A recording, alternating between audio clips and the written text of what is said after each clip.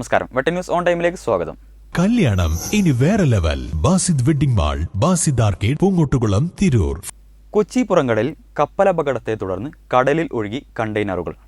അപകടകരമായ വസ്തുക്കൾ കണ്ടെയ്നറുകളിൽ ഉണ്ടാകാൻ സാധ്യത ഉള്ളതിനാൽ തീരപ്രദേശത്ത് ഉള്ളവരെയും മത്സ്യബന്ധനത്തിന് പോകുന്നവരും ജാഗ്രത പാലിക്കണമെന്ന് ദുരന്ത നിവാരണ അതോറിറ്റി നിർദ്ദേശം നൽകി.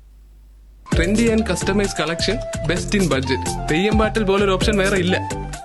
ഇന്നലെ ഉച്ചയ്ക്ക് 1:25 സംഭവം.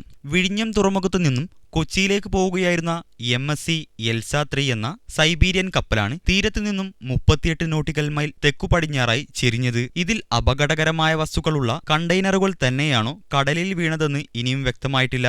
കണ്ടെയ്നറുകളിൽ നിന്ന് എണ്ണയുടെയും അപകടകരമായ വാതകങ്ങളുടെയും ചോർച്ചയ്ക്ക് ഇടയുണ്ടെന്നും ജാഗ്രത പാലിക്കണമെന്നും അറിയിച്ചു.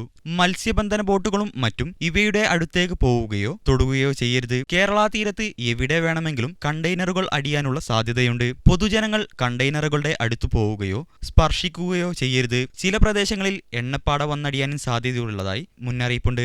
വെട്ട ന്യൂസ്, മലപ്പുറം.